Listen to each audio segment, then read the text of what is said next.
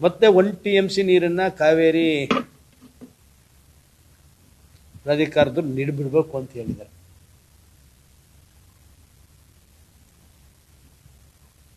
ಇವತ್ತು ವಾಡಿಕೆಯಂತೆ ಮಳೆ ಕಡಿಮೆ ಇದೆ. ನಮ್ಗೆ ಯಾವಾಗಲೂ ಮುಂಗಾರು ಜೂನ್ ಎಂಡ್ ಅಥವಾ ಜುಲೈ ಶುರುವಾಗೋದು. ಸರ್ಕಾರಿ ಅಂಕಿಅಂಶಗಳು ಅಥವಾ ಸಂಬಂಧಪಟ್ಟಂತೆ ಇಲಾಖೆ ಅಂಕಿಅಂಶಗಳ ಪ್ರಕಾರ 28% ಮಳೆ ಕೊರತೆ ಇದೆ. ಡ್ಯಾಮ್ನಲ್ಲಿ ಶೇಖರಣೆ ಇನ್ನೂ ಆಗಿಲ್ಲ. ನಾವು ಈ ತಿಂಗಳು ಕೊನೆವರೆಗೂ ಆಗಸ್ಟ್ ಫಸ್ಟ್ ವೀಕ್ವರೆಗೂ ನಾವು ನೋಡಬೇಕಾದಂಥ ಪರಿಸ್ಥಿತಿ ಇದೆ. ಅದರಿಂದ ನಿನ್ನೆ 1 TMC ನೀರನ್ನ ಬಿಡಬೇಕು ಅಂತ ಏನು ತೀರ್ಮಾನ ಆಗಿದೆ ಅದು ಸರಿಯಲ್ಲ. ರಾಜ್ಯ ಸರ್ಕಾರ ಯಾವುದೇ ಕಾರಣಕ್ಕೂ ಬಿಡಬಾರ್ದು. ಮಳೆಯ ಇವುಗಳನ್ನ ನೋಡಿಕೊಂಡು ತೀರ್ಮಾನಿಸಬೇಕು.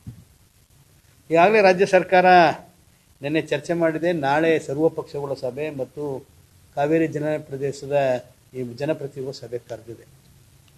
ಅವರು ಕೂಡ ಅಪೀಲ್ ಹೋಗ್ತೀವಿ ಅಂತ ಹೇಳಿದ್ದಾರೆ. ಅದು ಸ್ವಾಗತಾರ್ಹ. ನಾಳೆಲೂ ಕೂಡ ಸರ್ವಪಕ್ಷರು ಕೂಡ ಅದೇ ತೀರ್ಮಾನ ಆಗಬೇಕು. ವಿಶೇಷವಾಗಿ ಇದಕ್ಕೊಂದು ತಾರ್ಕಿಕ ಅಂತ್ಯ ಕಾಣ್ತದೆ.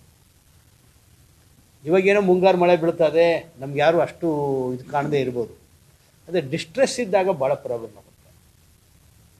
ಅದನ್ನು ನಾಳೆ ಸರ್ವಪಕ್ಷ ಸಭೆಯಲ್ಲಿ 1 TMC ನೀರನ್ನು ಬಿಡಲ್ಲ ಅನ್ನೋದು ಒಂದು ಸಬ್ಜೆಕ್ಟ್ ಆದರೆ, ಇದಕ್ಕೆ ಒಂದು ತಾರ್ಕಿಕವಾದಂಥ ಅಂತ್ಯ ಕಾಣ್ಕೊಳ್ಳೋಕ್ಕೆ ಭಾಳಷ್ಟು ನಾವು ಯೋಚನೆ ಮಾಡಬೇಕು.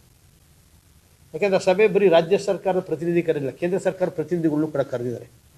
ಮುಖ್ಯವಾಗಿ ಕುಮಾರಸ್ವಾಮಿ ಜಲಾನಯನ ಪ್ರದೇಶದಲ್ಲಿ ಆಯ್ಕೆಯಾಗಿ ಹೋಗಿದ್ದಾರೆ. ಕಾವೇರಿ ಉಳಿಸ್ತೀವಿ ಅಂತ ವಾಗ್ದಾನ ಮಾಡಿದ್ದಾರೆ. ಅವರು ಕೂಡ ನಾಳೆ ಸರ್ವಪಕ್ಷ ಸಭೆಯಲ್ಲಿ ಭಾಗವಹಿಸಿ ಈ ಥರ ನಮಗೂ ತಮಿಳುನಾಡಿಗೂ ಬರುವಂಥ ತಗಾದೆಗೆ ಒಂದು ಅಂತ್ಯ ಕಾಣಕ್ಕೆ ಸೊಲ್ಯೂಷನ್ ಕಂಡಿಡೋ ಕೇಂದ್ರದಲ್ಲಿ ಪ್ರಯತ್ನ ಮಾಡಬೇಕು. ಕಾವೇರಿ ಜಲಾನಯನ ಪ್ರದೇಶ 2 ಜನ ಬಿಟ್ಟರೆ ಇನ್ನು ಬಾಕಿಯವರೆಲ್ಲ BJP ಅವರೇ ಗೆದ್ದಿದ್ದಾರೆ. ಅದರಲ್ಲೂ ಇವಾಗ 4 ಜನ ಮಂತ್ರಿ ಆಗ್ಬಿಟ್ಟಿದ್ದಾರೆ. ನಿರ್ಮಲಾ ಸೀತಾರಾಮನ್ ಸೇರಿಸಿದ್ರೆ, ಒಂದು ಕುಮಾರಸ್ವಾಮಿ ಅವರು, ಇನ್ನೊಂದು ಸೋಮಣ್ಣ ಅವರು, ಶೋಭಾ ಕರಂದ್ಲಾಜೆ ಮತ್ತು ನಿರ್ಮಲಾ ಸೀತಾರಾಮನ್. 4 ಜನ ತಾನೆ, ಇನ್ಯಾರು ಹೆಚ್ಚಿಗೆ ಆಗಿಲ್ಲ ತಾನೆ. 4 ಜನ ಮಂತ್ರಿ ಆಗಿದ್ದಾರೆ ನಮ್ಮ ಜಲಾನಯನ ಪ್ರದೇಶದಿಂದ. ಈ 4 ಜನ ಮಂತ್ರಿಗಳು ಕೂಡ ಪ್ರಯತ್ನ ಮಾಡಬೇಕು. ಈಗ ಪಕ್ಷಾತೀತವಾಗಿ ಎಲ್ಲ MP ಗಳು ಕೂಡ ಪ್ರಯತ್ನ ಮಾಡಬೇಕು. ಅದರಿಂದ ಇದು ಮುಂದೆ ನಮ್ಮನ್ನು ಹಂಗಾಯಿತು ಹಿಂಗಾಯಿತು ಕಂಟೆಂಪ್ಟು ಆ ಕೋರ್ಟು ಈ ಕೋರ್ಟು ಅನ್ನೋಕ್ಕಿಂತ ಕುಮಾರಸ್ವಾಮಿ ಸೋಮಣ್ಣವರು ಕೇಂದ್ರದ ಜವಾಬ್ದಾರಿನ ತಗೋಬೇಕು. ಈ ಜನ ಅವರು ಕುಮಾರಸ್ವಾಮಿ ಸೋಮಣ್ಣವ್ರು ಮೂಲತಃ ಕನಕಪುರದವರು, ತುಮಕೂರು ಗೆದ್ದಿರ್ಬೋದು. ಡ್ಯಾಮ್ ಹತ್ರನೇ ಇದೆ, ಮೆಟ್ಟೂರು ಡ್ಯಾಮ್ ಹತ್ರನೇ ಇದೆ ಅವರಿಗೆ. ಅದರಿಂದ ಅದು ಪ್ರಯತ್ನ ಮಾಡಬೇಕು ಅನ್ನೋದು ಒಂದು ಹೇಳ್ತಾ, ರಾಜ್ಯ ಸರ್ಕಾರ ತಗೊಂಡದ್ದು ನಿಲುವನ್ನ ಸ್ವಾಗತಿಸ್ತೀವಿ. ಆ ನಿಲುವು ಬರೀ ತಾತ್ಕಾಲಿಕ ಆಗಿರ್ಬೋದು, ನಾಳೆನೂ ಕೂಡ ಆಗಬೇಕು, ಅಪೀಲು ಹಾಕಬೇಕು. ಇದಕ್ಕೆ ನಾಳಿನ ಸಭೆ ರಾಜ್ಯದ ರೈತರ ಹಿತಾಸಕ್ತಿಯನ್ನು ಕಾಪಾಡ್ಕೊಳ್ಳೆ ಆಗಬೇಕು ಅನ್ನೋದು ಒಂದು.